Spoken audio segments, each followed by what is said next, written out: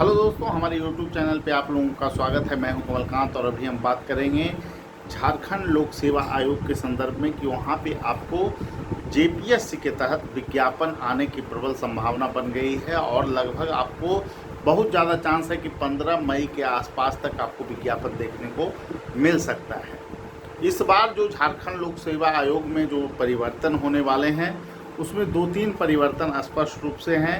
उम्र सीमा के संदर्भ में भी ज़्यादा चांस है कि आप लोगों को उम्र सीमा का दायरा को जो है कि थोड़ा सा बढ़ा सकती है जेपीएससी, और जो अभी 35 वर्ष का जनरल का जो प्रोविज़न है उसमें जो है थोड़ा सा शिथिलता बरता जा सकता है, लेकिन अभी देखना होगा। और कुछ चांस यहाँ पर बन रहे हैं कि आपको पिछले बार जो एग्ज़ाम हुआ है उसको कट ऑफ ईयर को न मानते हुए कुछ विशेष छूट भी दिया जा सकता है। जैसा कि जेएसएससी में बात किया गया है कि छूट मिलेगा, तो ऐसा जेपीएससी में भी देखने को मिल सकता है, लेकिन इसकी पूर्ण रूपेण पुष्टि नहीं हुई है। लेकिन ऐसा मामला आपको चल रहा है और विज्ञापन आने के साथ ही चीज़ें स्पष्ट हो जाएगी। तो इसको लेकर जो झारखंड में जो सबसे बड़ा मैटर था कि नियमावली में क्या होगा जेपीएससी को लेकर, तो ज़्यादा चांस यही है कि आपको जो पैटर्न है उसमें कोई विशेष छेड़छाड़ नहीं किया गया है। झारखंड लोक सेवा आयोग का जो पूर्व में पैटर्न है वही पैटर्न रहने जा रहा है पीटी परीक्षा में भी, और मुख्य परीक्षा में भी आपको बहुत ज़्यादा कुछ बदलाव देखने को नहीं मिलेगा। तो पीटी परीक्षा में जो लोग बिहार से हैं, यूपी से हैं या फिर झारखंड के हैं, तो उनमें जो है झारखंड वाला सेक्शन जो है बिहार के लोग जो है नहीं पकड़ पाते हैं उतना ज़्यादा, उन स्कोर बेहतर अगर नहीं होता है तो जो फर्स्ट पेपर है जिसमें आपको 90 क्वेश्चन जो पूछे जाएंगे वो कॉमन जीएस के क्वेश्चन होंगे। 10 क्वेश्चन झारखंड सेक्शन से हैं, उसमें अगर आप 75 से 80 स्कोर क्वेश्चन कर लेते हैं तो निश्चित रूप से झारखंड सेक्शन में अगर 50 क्वेश्चन भी आप सही कर ले जाते हैं तो आपकी पीटी परीक्षा में सफलता के चांस काफ़ी बढ़ जाएंगे। रही बात मुख्य परीक्षा की दोस्तों, तो मैंने पिछले बार भी मुख्य परीक्षा के संदर्भ में टेस्ट सीरीज चलाया था और मैंने पाया कि मुख्य परीक्षा में आप सफलता पाने के लिए जो सबसे बड़ी जो वहाँ चीज़ है उसमें है मैनेजमेंट। जो आपका सिलेबस थ्रू आउट दिया गया है, अगर उसको आप अच्छे ढंग से कवर कर लेते हैं फिर जो आपको एक पेपर लैंग्वेज का है उसमें आप अगर सिलेबस को कवर किए हैं अच्छे ढंग से, आप पूर्व के प्रश्नों को देखकर अगर जा रहे हैं और लिखने की आपको शैली है, कोरठा हो, नागपुरी भाषा हो, तो आप निश्चित रूप से वहाँ पे 95-100 अंक पा रहे हैं बच्चे। और कोरठा में तो निश्चित रूप से स्कोर पिछले बार भी अच्छे स्कोर थे, जो एवरेज स्टूडेंट हैं वो भी स्कोर अच्छे पाए थे। और अब तो हिंदी इंग्लिश बिल्कुल क्वालिफाइंग का मैटर स्पष्ट है कि हिंदी इंग्लिश क्वालिफाइंग ही रहेगा।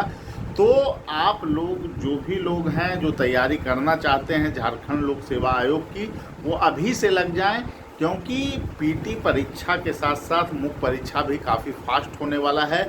ये झारखंड के लोगों के लिए सुनहरा अवसर है, और जो अन्य लोग भी, अगर बिहार के लोग भी तैयारी करना चाहते हैं जेपीएससी की, तो इस बार जेपीएससी अच्छे पैटर्न में अच्छे गति से जो है कि आपको परीक्षा का आयोजन कराएगी, इसकी पूर्ण संभावना है।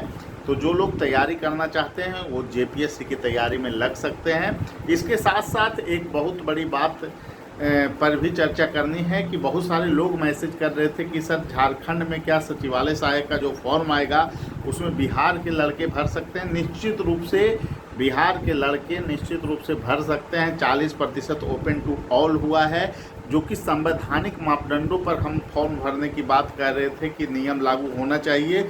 निश्चित रूप से झारखंड में बिहार के लोग, देश के अन्य होने के लोग भी भर सकते हैं। और ये मुद्दा काफ़ी संवेदनशील भी था कि हम लोग पहले भी ये बात कर रहे थे कि 100% का नियम तो टिकने वाला नहीं है, और निश्चित रूप से वैसा ही हुआ है। और जम्मू कश्मीर में भी जब आपको 40% ओपन टू ऑल है, तो झारखंड में ऐसा नियम बनाकर जो है जानबूझकर वहाँ के बच्चे के लिए जो है कि वहाँ संकट लाया गया, और पता चला कि नियमावली पे नियमावली बदलती चली गई और इससे युवाओं के भविष्य प्रभावित हुए।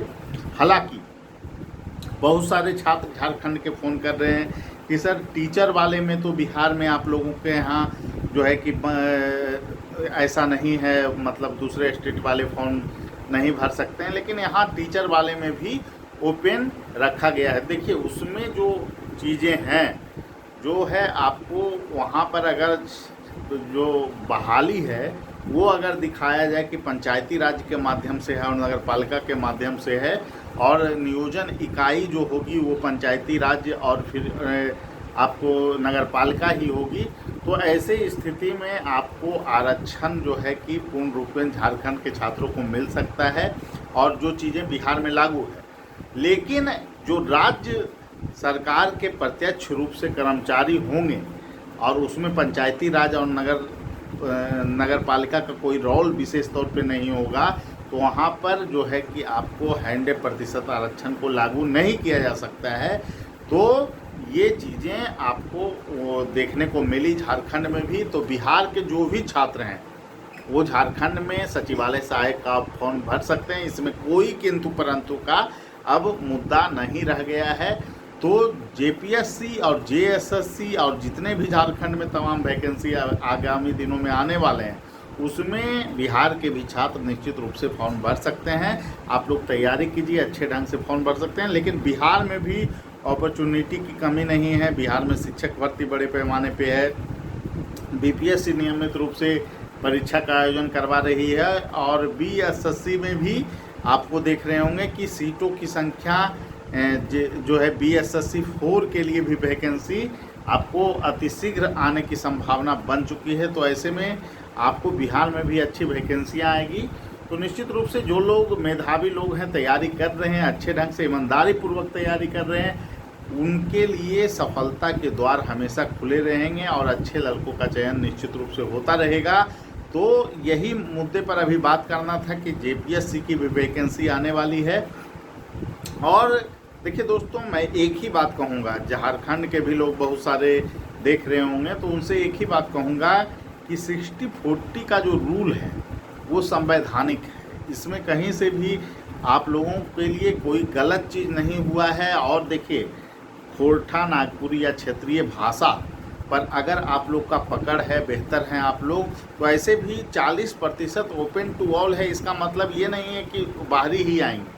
40% में जो प्रमुख हकदार है वो झारखंड के ही छात्र रहेंगे।